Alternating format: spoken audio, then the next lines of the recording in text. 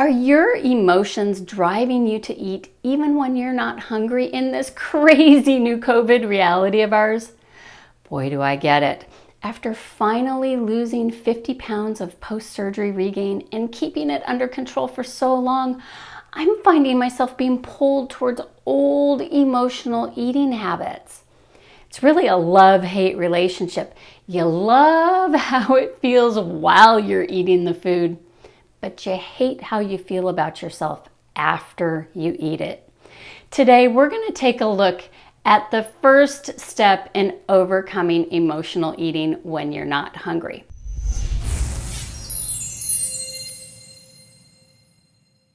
Let's take a look at what's going on here. This crazy new reality of ours has created the perfect storm for emotional eating. And there's a lot at play here, but the two things that stand out to me in particular are environment and the need for comfort. Your environment has changed.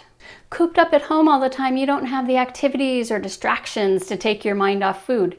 It's there, steps away in the kitchen, calling your name. And for so many of us that dealt with emotional, addictive, or closet eating issues, home was already a little bit of a danger zone at times, right? Because it was where you could eat without the world watching. It's where you could eat without feeling like you're being judged. Unless, of course, you live with someone who's a little judgmental. I can remember having issues with this eating in private from such a young age. I think since I was always on a diet, I felt like the adults were always watching and restricting and judging. Is that on your program? Are you allowed to have that? So I'd eat in private. And this is a habit that continued into adulthood. I remember before surgery, like anytime I was at a party or someplace that had like cakes or anything like that, I would not touch that stuff in public. Because I was convinced if I did, people would be whispering behind my back saying, oh, look at the fat girl eat the cake that she really needs, right? And so I wouldn't eat at the party, but I would obsess about the cake or whatever the goodies were. And so I'd stop on my way home, go into the store's bakery and buy a slice of cake or the whole cake, and I'd go home, eat myself into oblivion in private. This shelter in place, I think, has triggered those old behaviors of eating in private for a lot of us. It's where we feel like we can get away with it, right? Where we can go off the rails and away from our guidelines. Tell me, is this something you experience, or are you finding yourself eating more out of boredom? If you feel comfortable, share in the comments below. The second element of this great big storm is the need for comfort. You're seeking relief from all of the emotions you're experiencing right now. The anger, the stress, the sadness, the anxiety, the loneliness, the boredom. And what do we turn to? We turn to food to numb those emotions. And we don't turn to just any food, mind you. We gravitate towards hyper-palatable foods, the ones that have that combination of fat, sugar, and salt that release the feel-good chemicals from the brain that make us happy and actually physically numb pain. And on top of that, they trigger reward circuitry in our brain so that we want those foods again and again and again, even if they make us feel like crap 20 to 30 minutes later. And that's a lot of times why a lot of us try to figure out little workarounds to this so we don't feel sick, like what I call the all-day graze craze, where you still have the hyperpalatable foods, but maybe in smaller quantities, and you spread them out more frequently throughout the day.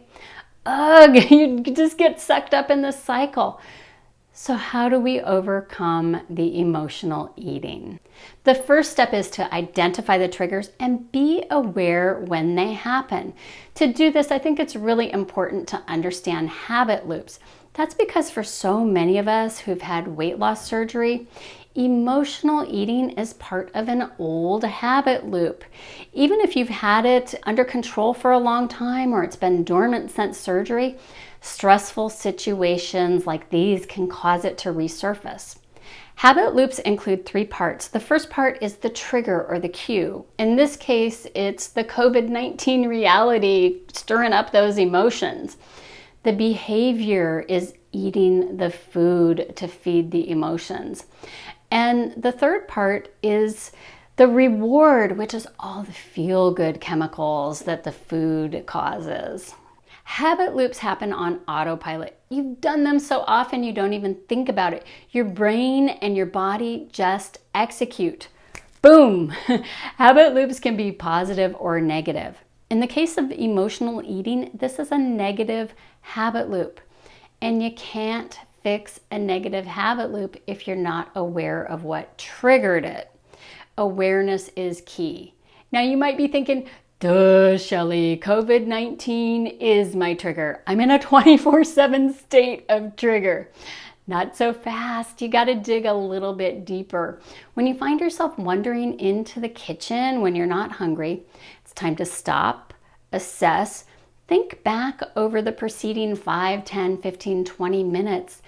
What triggered you? What drove you to the kitchen? Were you maybe watching the news or reading an article that triggered fear?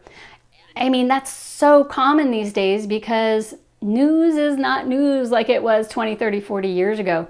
News today is entertainment. Their sole focus is to poke at you and get you all emotional. Is it maybe the time of day or day of week? I know a couple weeks ago, I caught myself mindlessly eating cashews. And I normally have a small pre-measured portion with lunch, but this was different. I had the bag and I was shoveling them in my mouth. Does that ever happen to you where you suddenly find yourself eating something and you don't even remember getting it out of the pantry? If so, tell us about it below in the comments. But anyway, I started thinking, okay, what triggered this? Is it any coincidence that it just happens to be the day of the week and the time of day that I normally have my mat Pilates class? A class that I absolutely love, not just for the exercise, but because it's my social hour. Did maybe something happen to trigger the emotions? I know a lot of my friends have seniors in high school and their seniors are struggling so much. And you know, parents a lot of times, they take on the pain of their kids, right? So what happens if you walk into your room and you see your senior crying? Do you take on that emotion yourself? Does it make you want to go eat? Maybe it's people driving you to eat. I mean, you're in cramped quarters with your spouse or your kids, and maybe as much as you love them, maybe they're driving you crazy. Or maybe you just got off a Zoom call at work and someone really pissed you off. People can poke your buttons and drive you to emotionally eat, right? There are a whole host of triggers, but it's about the awareness. It's about backtracking and figuring out, okay, what sparked this emotion? To initiate change, you must first understand what's triggering your current behavior. You must live in a state of awareness. When you gain this sense of mindfulness, you can avoid your brain engaging autopilot and flying into those negative habit loops. Instead, you can make a choice based in fact because you know what is causing the urge. And awareness can lead you down other paths too. When you have awareness, you can start changing from a negative behavior to a positive one. But before we go there, it's important to explore state of mind, which is exactly what we're going to do in the next video in this series. In the meantime, there's a worksheet you can complete to explore your own habit loop and your own triggers. And if you would, share with the rest of us what some of those triggers are in the comments below. All right, I'll see you in the next video.